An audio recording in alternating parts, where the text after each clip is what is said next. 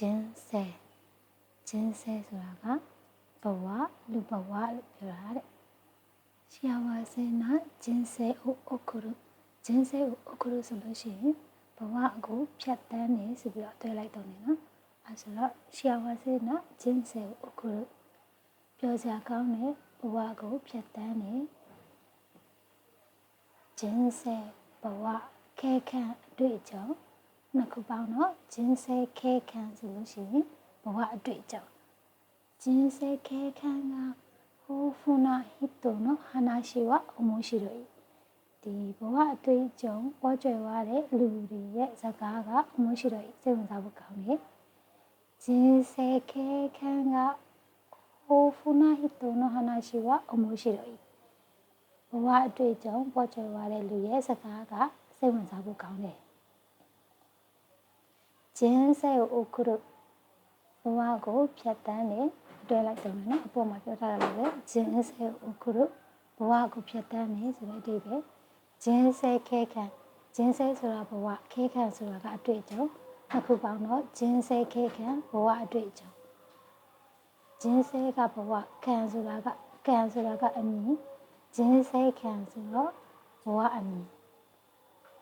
သူနဲ့အမျိုးသားတူတဲ့အရာတွေက一生ဆိုလို့ရှိရင်ဘဝတစ်သက်တာဘဝတစ်ခုလုံးဆိုတဲ့အဓိပ္ပာယ်ရှောကိုင်းနဲ့တူတူပဲဘဝတစ်ခုလုံးဘဝတစ်လျှောက်လုံးဆိုတဲ့အဓိပ္ပာယ်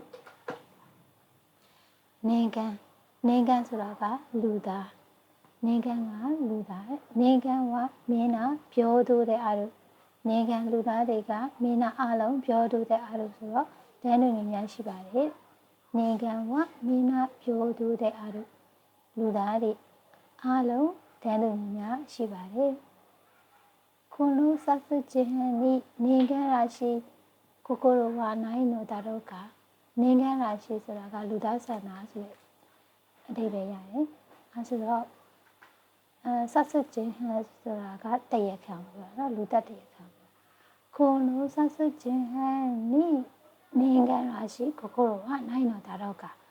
ဒီလူသက်တရားခံမှာလူသားဆန္ဒနဲ့နှလုံးသားမရှိဘူးလားအမှန်ကသူကတွဲသုံးတဲ့ဟာဆိုလို့ရှိရင်အပေါ်မှာပြောခဲ့သလိုပဲငင်းကန်းရာရှိဆိုလို့ရှိရင်လူသားဆန်နေဆိုတဲ့အဓိပ္ပာယ်သူနဲ့မျိုးစားတူတာဘာဖြစ်လဲဆိုတော့ဟစ်တူလူဆိုတဲ့ခါလေးရှိတယ်ပြီးတော့နောက်ဂျင်းသူဤဆိုတာကလူသားမျိုးနဲ့ပြောနော်ဂျင်းသူဤလူသားမျိုးနဲ့アナ大きな失敗をした社員をクビにしないうちの社長は人間ができている大きな失敗လောက်ကြီးမားတဲ့ဆုံးရှုံးမှုကိုလုပ်ခဲ့တဲ့ကုမ္ပဏီဝန်ထမ်းကိုခုပိနိရှနိုင်ဆိုတာကခုပိနိဆိုလို့ရှိရင်အလုပ်ဖြုတ်တာကိုပြောတာခုပိနိရှနိုင်ဆိုတာလုံးမဖြုတ်တဲ့ဦးချင်းတော်ရှာချောကျွန်တော်ရဲ့တတိကနိုင်ငံကတက္ကသိုလ်လို့ဆိုလို့ရှိရင်အတွက်လိုက်တော့နော်အဲ့ဒါလေလူသားဆန်နေဆိုတဲ့တိတ်ပဲကျွန်တော်ရဲ့တတိကလူသားဆန်နေအဲ့ဒါပြန်ပြောမှဆိုလို့ရှိရင်アナ大きな失敗をした社員をクビにしないうちの社長は人間ができているဒီလောက်ကြီးမားတဲ့ဆုံးရှုံးမှုကိုလုပ်ခဲ့တဲ့ဝန်ထမ်းကိုလုံးမဖြုတ်တဲ့ကျွန်တော်ရဲ့တတိကလူသားဆန်နေどんな人間かわからない人を信用してはいけない信用するဆိုတာယုံကြည်တာပြောတာနော်ဘယ်လိုလူမှမသိတဲ့လူကိုယုံကြည်လို့မရဘူးどんな人間かわからない人を信用してはいけないဘယ်လိုလူမှမသိတဲ့လူကိုယုံကြည်လို့မရဘူးယုံကြည်လို့မဖြစ်ဘူးဂျင်းဘူးဆွကလည်းသူနဲ့မျိုးစားတူတဲ့လူသားပဲเนาะဒီမှာနိုင်ငံကတက္ကသိုလ်ဆိုလို့ရှိရင်ပုံမှာစာကြောင်းလည်းမပါခဲ့တယ်လို့ပဲလူသားဆန်တယ်ဆိုပြီးတော့တွေ့လိုက်တော့နေဟာနဲ့နော်နိုင်ငံကတက္ကသိုလ်ဆိုရင်လူသားဆန်တယ်နောက်တစ်လုံးကဟစ်တိုဆိုတာကလူကိုပြောတာတဲ့佐藤さんという人から電話がありましたよ佐藤さんをこれルーシーがフォンを開けばれこの店は裕福な人たちが買い物に来るဒီဆိုင်က裕福なဆိုတာကပစ္စည်းဥစ္စာပေါ်ကျွယ်ပါတဲ့လူတွေပြောတာချမ်းသာကြွယ်ပါတဲ့လူတွေပြောတာနော်ဒီဆိုင်ကတဲ့ ဒီပစ္စည်းဥစ္စာချမ်းသာကြွယ်ဝတဲ့လူတွေကဈေးဝယ်လာကြပါတယ်この店は裕福な人たちが買い物に来る実際がချမ်းသာကြွယ်ဝတဲ့လူတွေဈေးဝယ်လာကြပါတယ်若い人は元気でいいねငယ်ရွယ်တဲ့လူတွေကကျန်းမာလို့မိုက်တယ်နော်ကျန်းမာလို့ကောင်းတယ်နော်若い人は元気でいいねငယ်ရွယ်တဲ့လူတွေကကျန်းမာလို့ကောင်းတယ်နော်人は戦争がなければ生きられないဒီလူတွေကဆန်းဆိုဆိုအောက်ဆီဂျင်ပြောတာနော်လူတွေကအောက်ဆီဂျင်မရှိရင်အသက်မရှင်နိုင်ဘူးတဲ့人は戦争がなければ生きられないလူတွေကအောက်ဆီဂျင်မရှိရင်အသက်မရှင်နိုင်ဘူးလူကအောက်ဆီဂျင်မရှိရင်အသက်မရှင်နိုင်ဘူးနေသူနဲ့အမျိုးသားတို့တွေကနေခံလူသားရှိမယ်ဂျင်းလူဤဆိုတာလူသားမျိုးနွယ်ပေါ့နော်ဆိုဆန်းဆိုတာကဘိုးဘေးပြည်ပြင်းကိုပြောတာတဲ့ဆိုဆန်းကဘိုးဘေးပြည်ပြင်းဘိုးဘဆင်ဆက်ကိုပြောတာဘိုးဘေးတွေကိုပြောတာနော်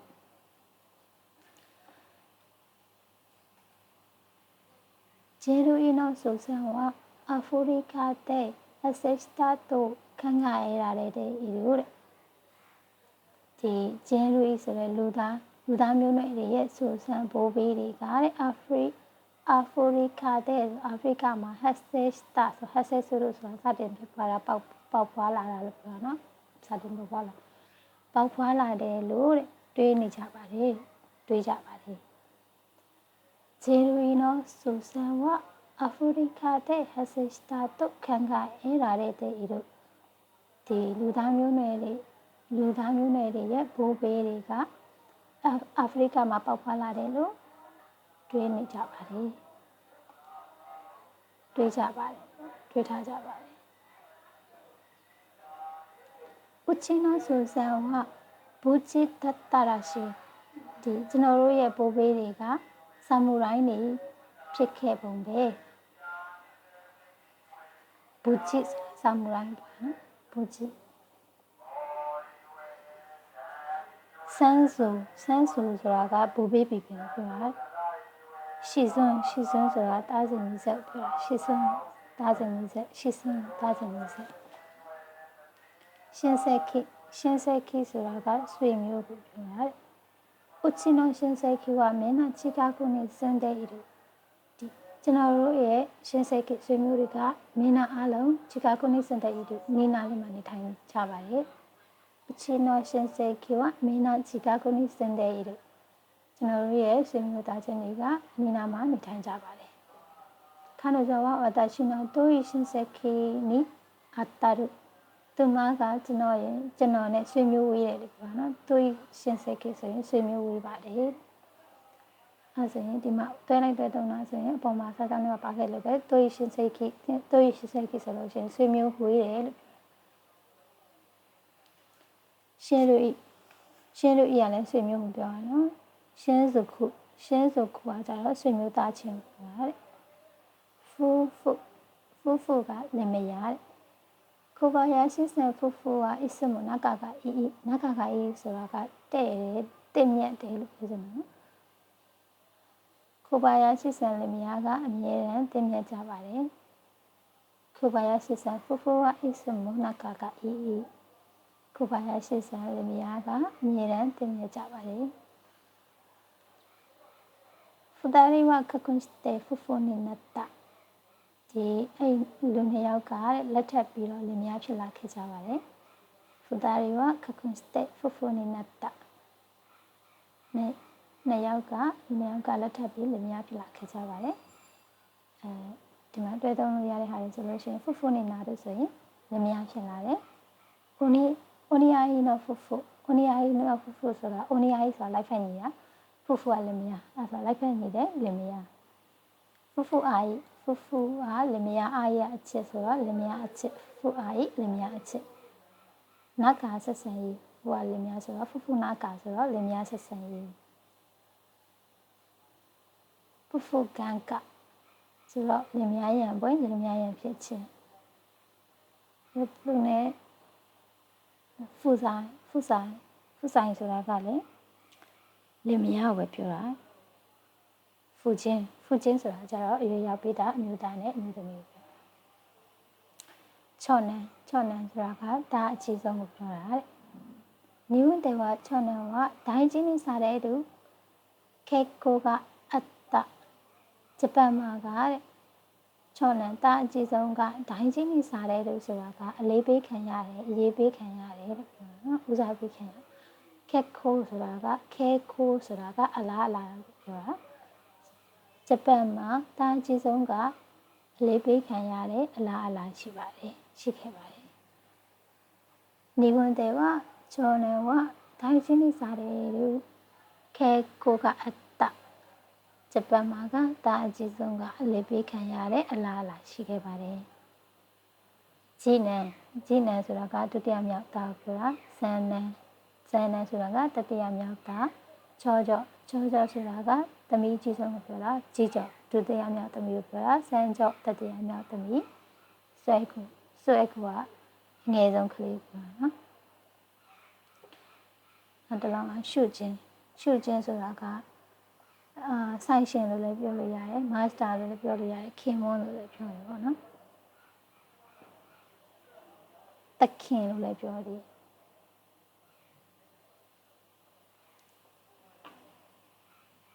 ရေပုံကြည့်မယ်ဆိုလို့ရှိရင်အလုံးစပါးရတော့ရှုခြင်းကမသဝကိုင်ကဥရဲဝအီဆိုတာကကြတော့ဟင်းချက်တာတွေပါတယ်မှာဆိုလို့ရှိရင်လက်ရကောင်းတယ်လို့ပြောတာလက်ရကောင်းတယ်တော်တယ်ဆိုတဲ့အဓိပ္ပာယ်ဆိုတော့အလုံးစပါးရတော့ရှုခြင်းကဆိုဒီအဲ့ဒီစပါးရဆိုတော့ခောက်ဆွဲဆိုင်ရဲ့ရှုခြင်းကဆိုင်ရှင်ကမသဝကိုင်ကငယ်သေးပေမဲ့ဥရဲဝအေးလက်ရကောင်းတယ်တော်တယ်ပေါ့နော်အာနုစပါယနော်ရှုခြင်းကမသဝကာယကဥရဲဝအေးအဲ့ဒီခောက်ဆွဲဆိုင်ရဲ့ဆိုင်ရှင်ကငယ်သေးပေမဲ့လက်ရကောင်းတယ်ပြီးတော့သူနဲ့ဆက်ကြမဲ့စကားလုံးဆိုလို့ရှိရင်ဂျူပြောအင်းဆိုတာကဝင်ထမ်းကိုပြောတာဆိုင်ရှင်ရဲ့ဆက်ကြမဲ့ဆိုတော့ဝင်ထမ်းလေဂျူပြောအင်းဆိုင်ရှင်ရဲ့ဆက်ကြမဲ့ဆိုတော့ဝင်ထမ်းဂျူပြောအင်းဆိုတော့ဝင်ထမ်းဂျူပြောအင်းဝင်ထမ်းနောက်ထပ်သူ့ဘယ်လိုလဲပြောလို့ရတယ်လဲဆိုတော့သူနဲ့တူတဲ့ဟာကမာစတာဆိုမာစတာပြောတာနော်ဆိုင်ရှင်လို့ပြောတယ်မာစတာ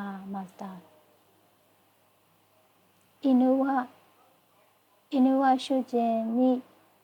ချူဂျစ်စတတ်တော့ယူရဲလို့ဒီခွေးကတခင်စီမှာချူဂျစ်စဆိုတာတစ္ဆာရှိတာပဲချူဂျစ်စတတ်တော့ယူရဲလို့ခွေးကတခင်စီမှာတစ္ဆာရှိတယ်လို့ပြောကြတယ်အင်းဝရှုခြင်းနိချူဂျစ်စတတ်တော့ယူရဲလို့ခွေးကတခင်စီမှာတစ္ဆာရှိတယ်လို့ပြောကြပါတယ်ရှုခြင်းနိစကအေရုဆိုတာကတာဝန်ထမ်းဆောင်တယ်ပြောတာနော်အဲဆိုတော့ရှုခြင်းနိစကအေရုဆိုရင်တခင်စီမှာတာဝန်ထမ်းဆောင်တယ်ဆိုတဲ့အဓိပ္ပာယ်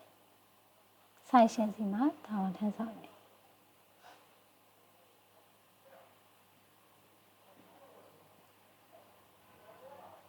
Suzukiさんのご主人をご存知ですかSuzukiさんရဲ့ご主人ဆိုတော့ခင်ပွန်းဒီနေရာမှာじゃခင်ပွန်းဆိုပြောတာမနော်ခင်ပွန်းကိုご存知ですかဆိုတာကရှိလို့တည်တယ်ဆိုတာရဲ့ပို့လိုက်ပါနော်တည်ပါသလားလို့မေးလိုက်တာ Suzuki さんのご主人をご存知ですかSuzuki さんရဲ့ခင်ပွန်းကိုတည်ပါသလား